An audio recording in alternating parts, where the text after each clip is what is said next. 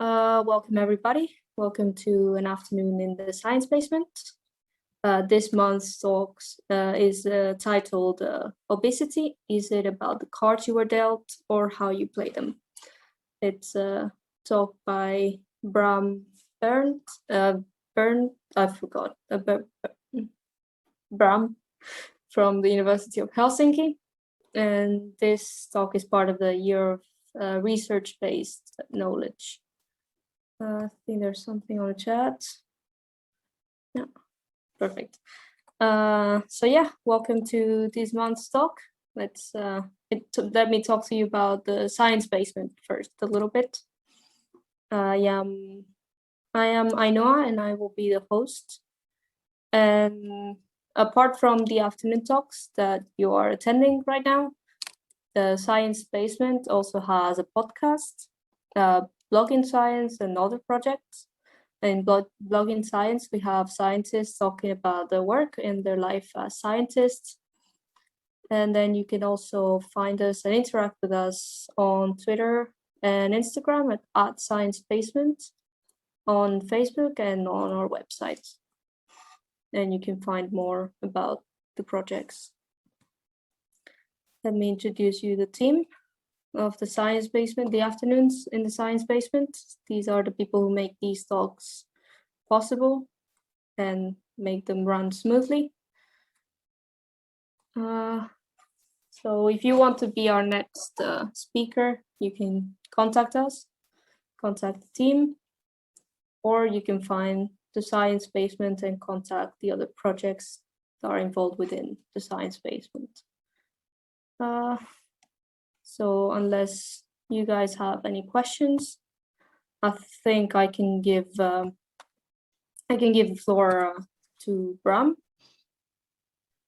All right, thank you very much. I'll just share my screen. Can you all see it? Yes. Perfect. All right, so welcome everyone. Today I will discuss obesity and is it about the cards you are dealt or how you play them? Now first I'll tell a little bit about myself and I will stick within today's theme. So I will tell a little bit about the cards I was dealt.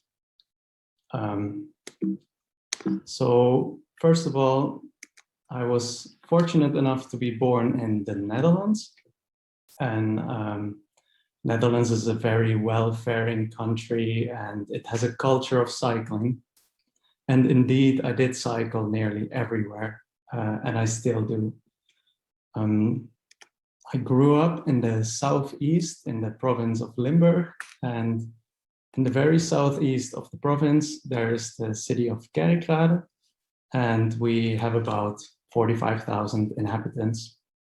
And when I think of my family, the way I was raised, my mother really valued healthy eating, whereas my father, he grew up in a bakery, so he would have also the more fun and the, the unhealthy sides, but he would very strongly encourage us to play sports.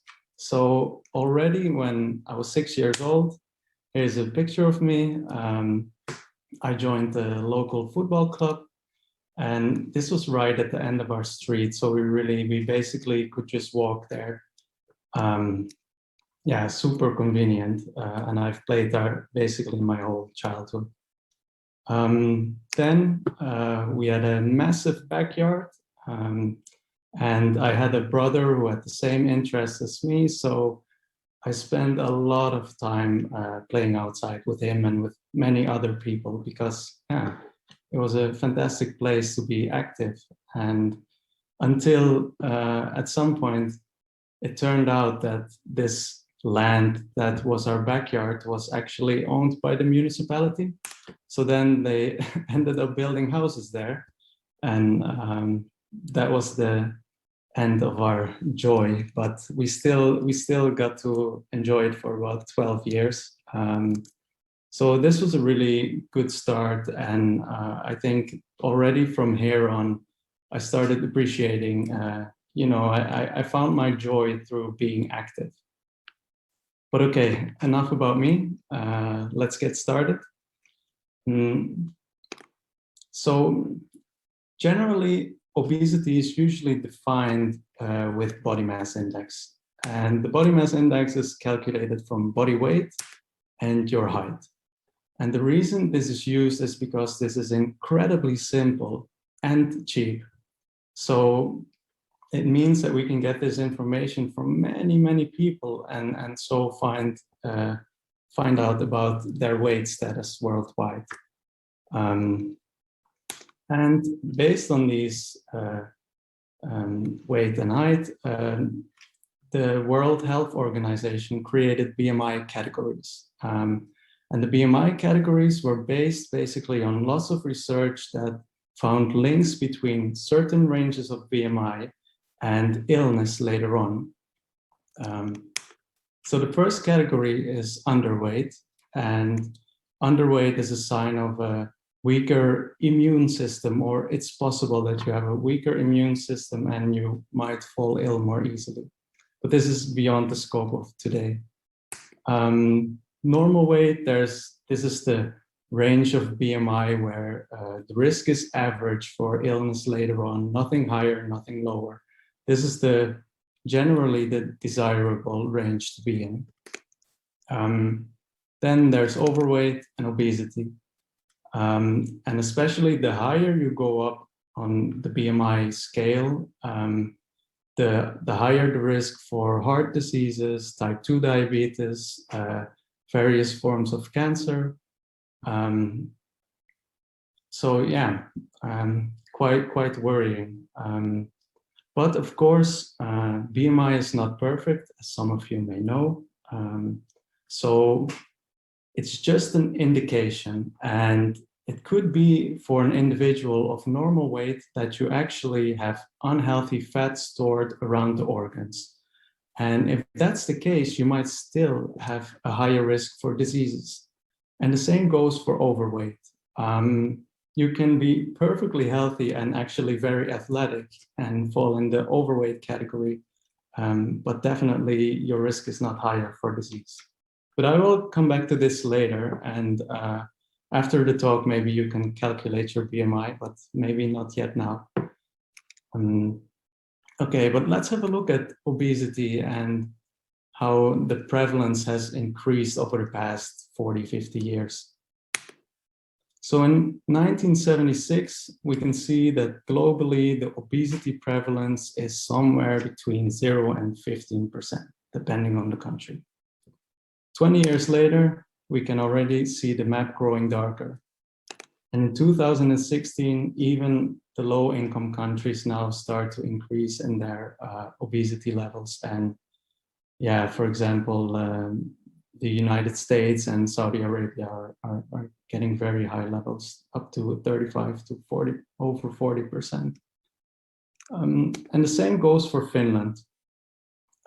So in Finland, of the adults, 37% has overweight and 23% obesity, which means there's less than half remaining for normal weight. And the small gray slice, that's underweight. But together, this means that about 60% of the population might have a higher risk for heart diseases, type 2 diabetes, and forms of cancer. So yeah, these levels are worrying, and so that's why at some point before around 2010, the World Obesity Federation decided that, okay, we need to have a global standard. Every single country needs to try to make sure that obesity stays the same between 2010 and 2025. No increase. But yeah, that was an optimistic goal, because now they put out a report and they show that we're definitely not reaching these targets. And in fact, in Finland, the chance for men to meet the target is 1%, and for women it's 5%. So this is not happening. But okay, so we've established that obesity is a problem, but why is it so difficult, and why does it keep on increasing?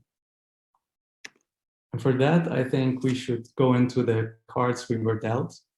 So this applies to anyone in general. I'm thinking of the cards we were dealt as things in life that we can't change, that kind of happen to us, and we have to deal with it.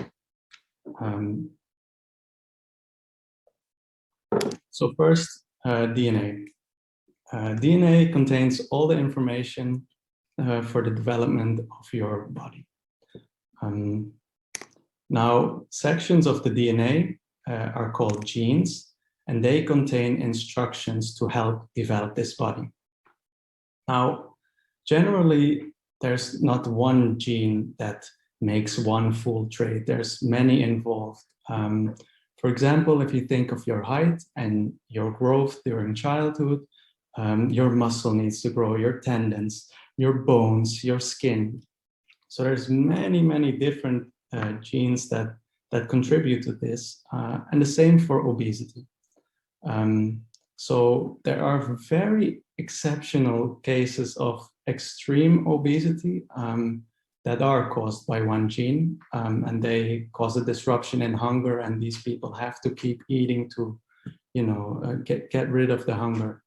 But generally, many genes are involved, and this could be that genes affect your appetite or the type of flavors that you like, and also how your body responds to exercise. Some people are not responsive to resistance training, but might be to endurance training. So there's always also this interaction between the things you do and the way your body responds to that. And the DNA has an influence. Then, who were your caretakers and what were their values?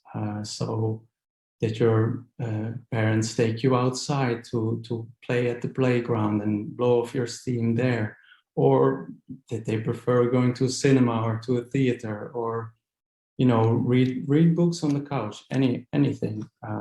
Perhaps your parents didn't have money for any of those things, and your childhood looked completely different. And these are all things that play a role, and I'm sure you can think of many more. Then there's the neighborhood environment. For example, is it safe to be active? Is there a fresh food market around the corner where your parents could get healthy, fresh vegetables? Or were you surrounded by fast food chains? So yeah, these are all things that you've been exposed to, but you couldn't control. Now, if we go back a little bit further in time and think of our ancestors, there's evidence that about 2 million years ago, we were already hunter-gatherers. And still 12,000 years ago, everyone was hunter-gatherer.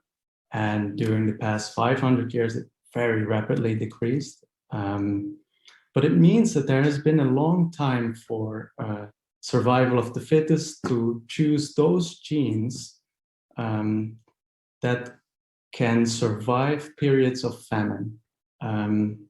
So, the body needs to be able to store energy very efficiently, but also use energy very efficiently. And if you combine those with the modern environment we live in, we start to realize that this is quite challenging because we're surrounded by food, and apparently we like to take it easy so we can save our energy. So first of all, the food environment. I think the grocery stores are a good example that are filled with easy dinners, but they are full of ultra processed, energy dense, unhealthy foods. And this saves a lot of time, and they're also cheap. So for many people, this is a logical option, but they're not necessarily a healthy option. And then McDonald's is a bit symbolic for the, fast food chains and the general presence of food all around us, restaurants, cafe, you name it. Then the mechanization of human labor. So for example, nowadays we have machines doing all the hard work for us. We don't need to do any physical labor anymore. Also, there's been a strong rise in office jobs.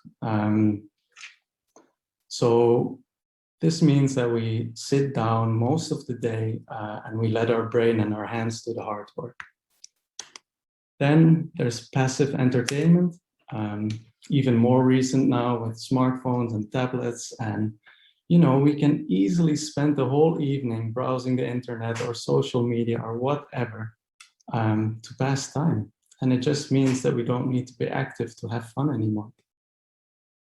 And then last but not least, cultural behaviors. And this is an example of Finnish kalsarikännit. And this means something like sitting at home alone, drinking alcohol without any intention of going out. And I mean, I'm sure you can apply these to your own home country, wherever you're from, and find some things that apply to you. But okay, these are maybe still quite expected predictors of obesity. But a slightly unexpected one might be the advent of artificial light. So back in the days, we used to regulate our sleep and wake with natural light. With the rising of the sun, we woke up, and with the setting of the sun, we went in a rest mode and relaxed. Now, at the same time during the day is when the feeding cycles are active and your metabolic cycles are ready to process your food. So back in the days, these clocks, as we can call them, they were synchronized. And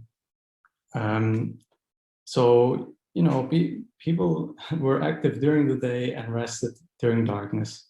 But nowadays, with artificial light, we can easily disrupt this synchrony because we can stay up later.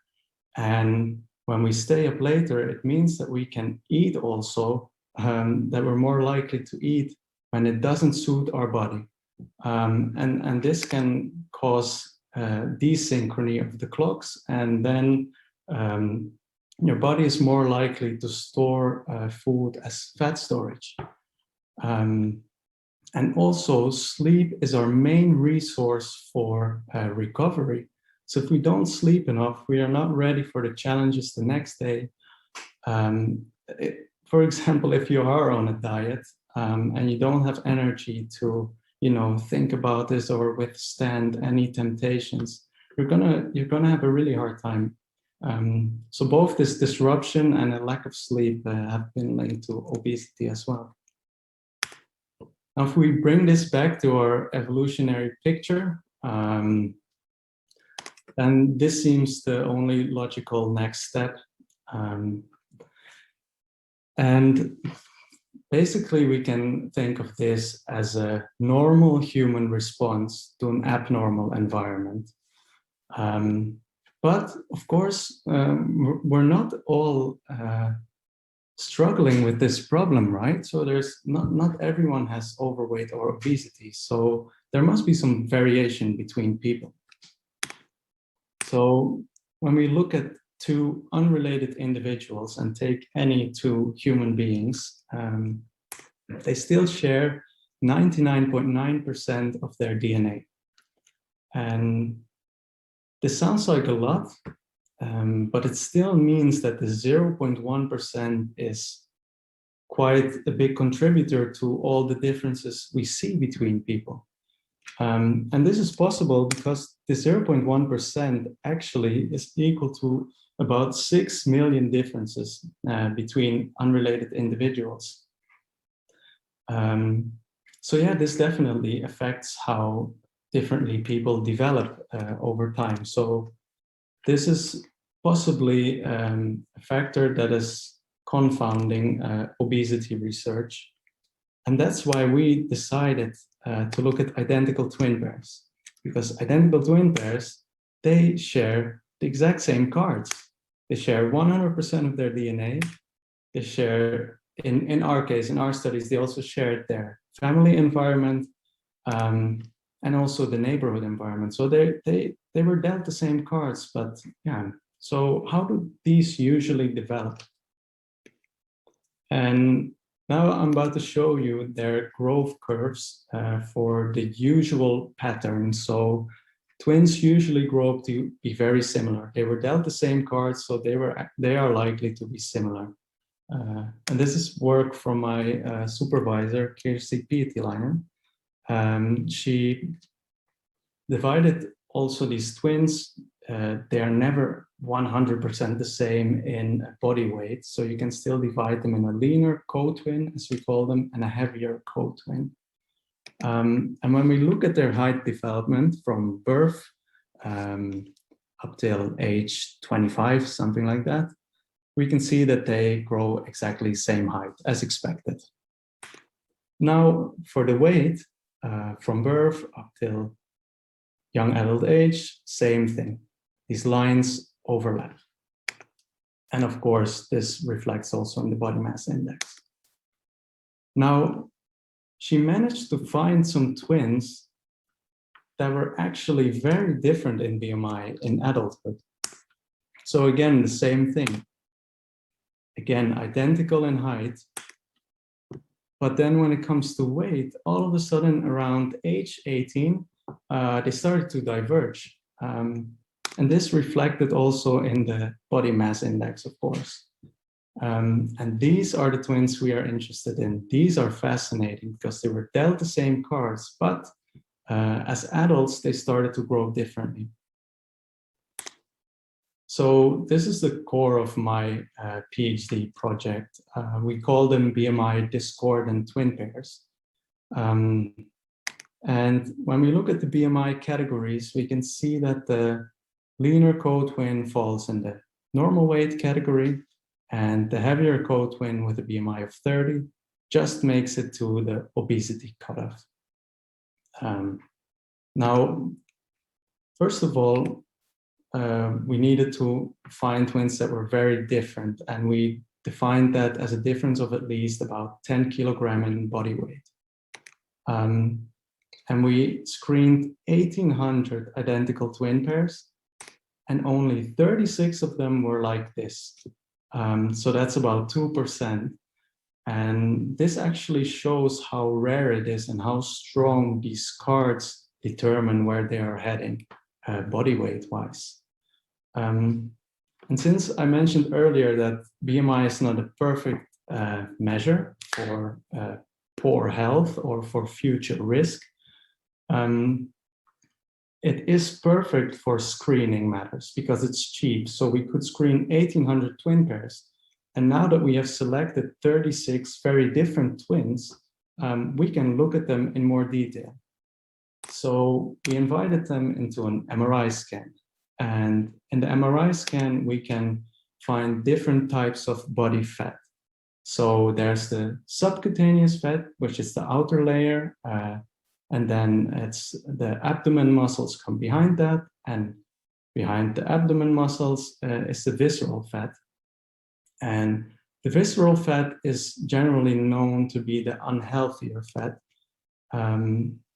because it surrounds the organs. And we can take a horizontal slice of this, of the human body and look how it looks from the inside. So here's the spine, and this is the back side of the human body, this is the front. And yellow indicates the fat storage, which is here between and around the organs.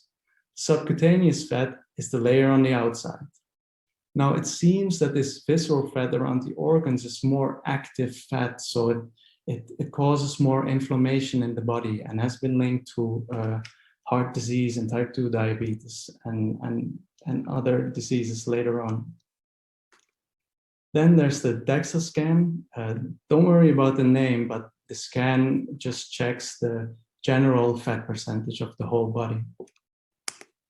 And we also asked them to do an oral glucose tolerance test. Now for this, they come into the clinic and they have to be fasted. We give them an incredibly sugary drink. And then we check for the next few hours with blood samples if their blood is able to cope with the sugar. So this is a sign of insulin, the hormone insulin functioning, if it's able to get rid of the blood sugar levels. And if not, that's a sign of insulin resistance. And that's again a predictor for type 2 diabetes. Then we have some more blood tests, which also indicated inflammation and cholesterol levels. Now, after this, we saw that all measures were higher or worse in the heavier co-twins. So with this, we've been able to establish that yes, those with the higher BMI also have the unhealthier, but also all the other fats, higher inflammation, etc. So now we can go to my project, and it's about these twin pairs that are different in BMI. And I looked at their physical activity, their eating behavior, and their sleeping behavior.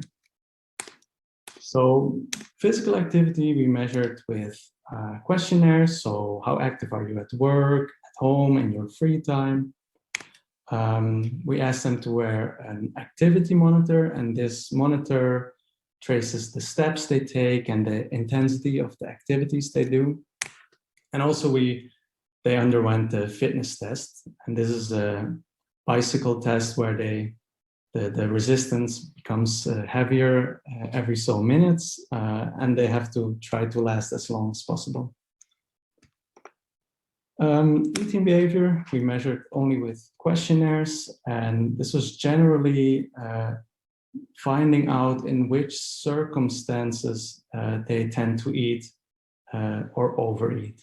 But we also check the food diary to see if they eat different kinds of foods. Then sleep, we also had questionnaires on the length of their sleep and sleep quality. But we also here had an activity monitor, and this can also be indicative of sleep and the restlessness during sleep. So what did we find? Well, for the questionnaires, we saw that the leaner co-twins, they reported more sports engagement. But then for all the other ones, we found no differences. So nothing at work or at home, in the garden, or intensities of activity. Then for the activity monitor, we saw that generally the leaner co-twin takes about 2,000 more steps per day and spend 15 more minutes in the higher intensity activities. But again, no differences in their sedentary time or their lower activities. And lastly, for the physical fitness, we found no differences. And it's possible that they're both just quite fit because we included only healthy twins, so they were otherwise not ill, they had no diabetes or anything like that. And they were also young, so between 22 and 36-year-old. Now, generally, when people are being studied, they show off a bit more than they would usually in their daily life. So I think that both have a little bit higher scores on the physical activity, but let's assume that they both about equally increased, and we can still see in general, okay, a little bit in favor of the leaner twins here. Then eating behavior. So one of the behaviors that mainly was characteristic for the heavier co-twins was disinhibited eating. And this is a measure of losing control of eating in response to the smell of food or the sight of food, but could also be a social situation, such as having dinner with friends or that kind of occasions. So they were a bit more likely to lose control over eating. Then they scored higher on the binge eating score. Now, no one had a binge eating disorder. A binge eating disorder shows the patients with a binge eating disorder, they generally eat about a day's worth of calories in half an hour, and then they feel horrible about it afterwards. But there was no case like that here, but they scored higher on the scale. So again, here they tend to lose control of eating a bit easier than the leaner twins. Then leaner twins scored a bit better on their regulation of food intake. So they generally reported that it's for them easy to eat as much as they need. Whereas the heavier twins said, "Ooh, usually I eat more than I need." Then there's flexible control. This is a maybe bit more abstract form of eating, but it basically means that there are no forbidden foods. So you haven't sworn off chocolate or chips or whatever. Anything is allowed, but in moderation. And it seems to be a sustainable lifestyle because anything goes still, but you try to compensate whenever you do eat an unhealthier food, and generally try to eat less. But then we found no differences in their actual calorie intake. They also experienced no differences in hunger or overeating due to sadness or depression or anxiety. And these sound maybe a little bit contradicting, right? So the thing is that calorie intake is just a report, and they keep track of what they eat for a couple of days. And research has shown that it's possible that it's generally heavier twins tend to either undereat while being understudied, so they are honest about what they eat, but they eat less than they would usually, or they underreport. So we're not sure if that could be one reason that we didn't find a difference here. But the other findings are indicative of a behavior. So we don't see actual calories, but it's more tendencies to eat or overeat. And those were more present in the heavier co-twins.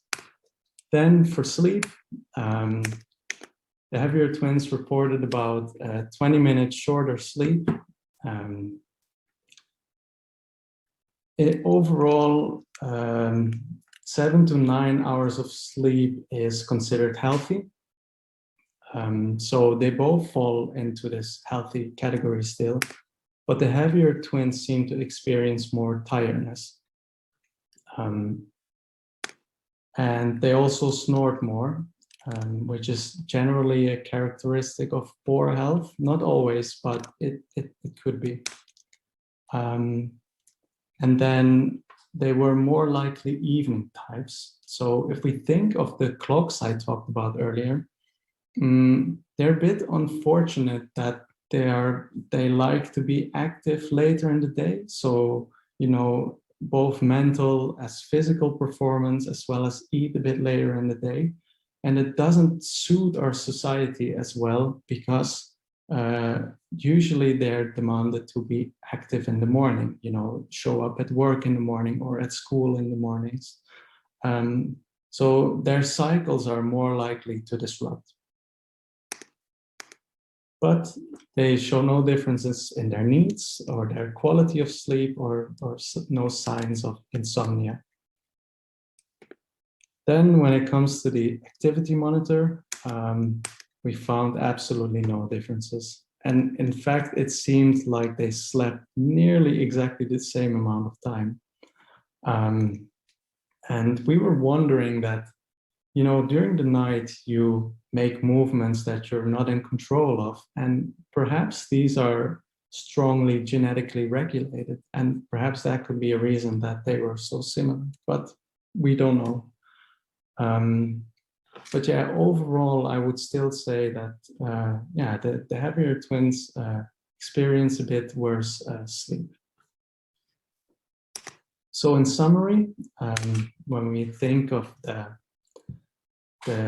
twins and the cards they were dealt, remember that these are very exceptional. So it's not common for people that are dealt the same cards to turn out different in their body weight.